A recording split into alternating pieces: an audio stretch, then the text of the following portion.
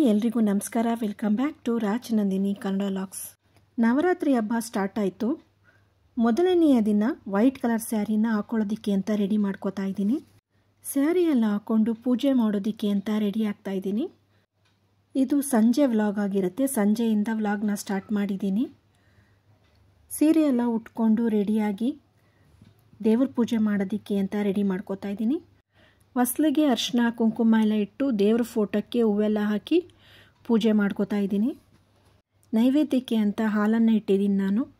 ನಮಗೆ ನೈವೇದ್ಯಕ್ಕೆ ಏನು ಇಷ್ಟನೋ ಅದನ್ನು ಇಡ್ಬೋದು. ಇಂಥದ್ದೇ ಇಡಬೇಕು ಅಂತ ಏನಿಲ್ಲ. ಡ್ರೈ ಫ್ರೂಟ್ಸ್ ಇಡ್ಬೋದು, ಹಣ್ಣು ಇಡ್ಬೋದು, ಹಾಲು ಇಡ್ಬೋದು, ಅಥವಾ ಮೊಸರನ್ನ ಇಡ್ಬೋದು, ಅಥವಾ ಮೊಸರಿಗೆ ಸಕ್ಕರೆ ಹಾಕಿ ಇಡ್ಬೋದು. ಸಿಂಪಲ್ಲಾಗಿ ಚಿಕ್ಕದಾಗಿ ರಂಗೋಲಿಯನ್ನು ಹಾಕೋತಾ ಇದ್ದೀನಿ.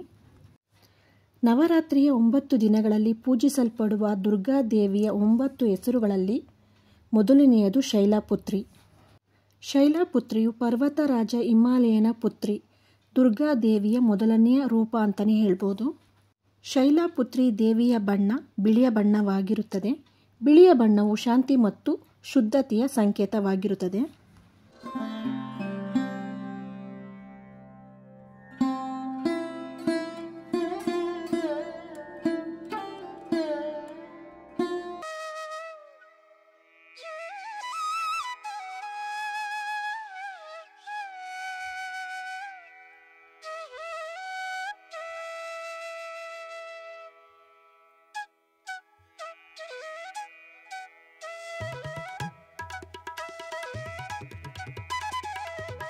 ನನ್ನ ಮಗಳು ಕೂಡ ದೇವಸ್ಥಾನಕ್ಕೆ ಬರ್ತೀನಿ ಅಂತ ಅವಳು ಕೂಡ ರೆಡಿಯಾಗಿದ್ಲು.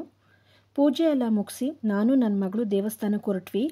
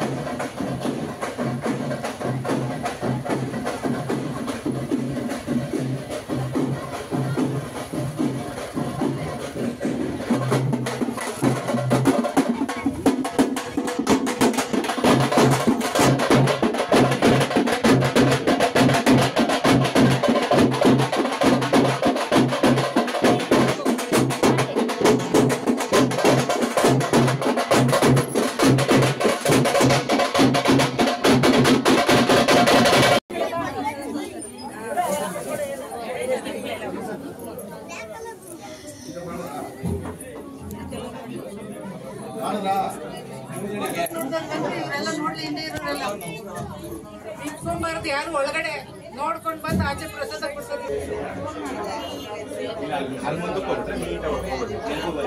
ದೇವರಿಗೆ ಅಲಂಕಾರ ತುಂಬ ಚೆನ್ನಾಗಿ ಮಾಡಿದ್ರು. ನೋಡೋದಕ್ಕೆ 2 ಕಣ್ಣು ಸಾಕಾಗ್ತಾ ಇರಲಿಲ್ಲ, ಅಷ್ಟು ಚೆನ್ನಾಗಿ ಮಾಡಿದ್ರು. ದೇವರ ದರ್ಶನ ಎಲ್ಲ ಮಾಡಿಕೊಂಡು ಪ್ರಸಾದಕ್ಕೆ ತುಂಬ ದೊಡ್ಡ ಲೈನ್ ಇತ್ತು. ನನ್ನ ಮಗಳು ಪ್ರಸಾದ ಇಸ್ಕೊಂಡು ಬರ್ತೀನಿ ಅಮ್ಮ ಅಂತ ಅವಳು ಹೊರಟಿದ್ಲು. ನಾನು ಈ ಕಡೆ ಗಾಡಿ ತೆಗೆಯೋಣ ಅಂತ ಬಂದೆ. ದೇವಸ್ಥಾನದಲ್ಲಿ ತುಂಬ ರಶ್ ಇತ್ತು, ಆದರೂ ಕೂಡ ದರ್ಶನ ತುಂಬ ಚೆನ್ನಾಗಾಯಿತು. ನಾನು ಗಾಡಿ ತೆಗೆಯೋಷ್ಟೊತ್ತಿಗೆ ನನ್ನ ಮಗಳು ಪ್ರಸಾದ ಕೂಡ ಇಸ್ಕೊಂಡು ಬಂದಳು. ಪುಳಿಯೋಗರೆ ಮತ್ತು ಕೇಸರಿಬಾತ್ ಮಾಡಿದರು.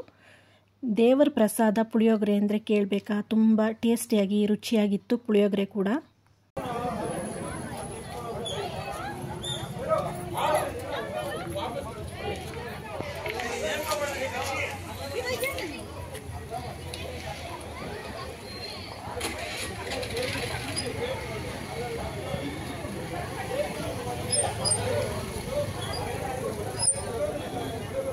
ದೇವಸ್ಥಾನದಿಂದ ಮನೆಗೆ ಬರೋಷ್ಟೊತ್ತಿಗೆ 8 ಗಂಟೆ ಆಗಿತ್ತು.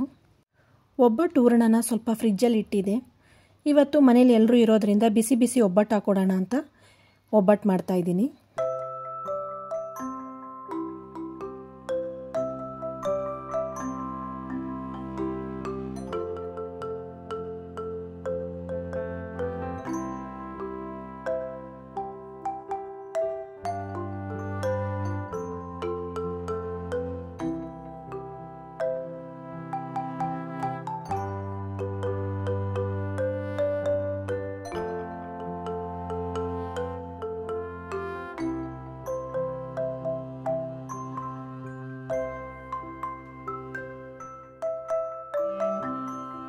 ಎಲ್ಲರೂ ಊಟ ಎಲ್ಲ ಮುಗಿಸಿ ಡ್ರೆಸ್ ಚೇಂಜ್ ಮಾಡಿ ಪಾತ್ರೆ ಎಲ್ಲ ತೊಳೆದು ಅಡುಗೆ ಮನೆಯೆಲ್ಲ ಕ್ಲೀನ್ ಮಾಡಿ ಇಡೋಣ ಅಂತ ಮಾಡ್ತಾಯಿದ್ದೀನಿ. ರಾತ್ರಿ ಹೊತ್ತು ಪಾತ್ರೆ ಎಲ್ಲ ತೊಳೆದು ಅಡುಗೆ ಮನೆ ಕ್ಲೀನ್ ಮಾಡಿ ಮಲ್ಕೊಂಡ್ರೆ ಒಂಥರ ನೆಮ್ಮದಿ, ಬೆಳಗ್ಗೆ ನಮಗೆ ಈಸಿ ಆಗುತ್ತೆ. ರಾತ್ರಿ ಹೊತ್ತು ಎಂಜಿಲ್ ಪಾತ್ರೆಗಳನ್ನ ಇಡಬಾರ್ದು ಅಂತ ಕೂಡ ಹೇಳ್ತಾರೆ. ಹಾಗಾಗಿ ಆದಷ್ಟು ರಾತ್ರಿ ಪಾತ್ರೆಗಳನ್ನೆಲ್ಲ ತೊಳೆದು ಕ್ಲೀನ್ ಮಾಡಿ ಅಡುಗೆ ಮನೆಯೆಲ್ಲ ಒರೆಸಿ ನೀಟಾಗಿ ಇಟ್ಕೊಂಡ್ರೆ ಬೆಳಗ್ಗೆ ಎದ್ದಾಗ ನಮಗೂ ಕೂಡ ನೋಡೋದಕ್ಕೆ ಚೆನ್ನಾಗಿರುತ್ತೆ, ಹಾಗೆ ಕೆಲಸ ಕೂಡ ಕಡಿಮೆ ಆಗಿರುತ್ತೆ.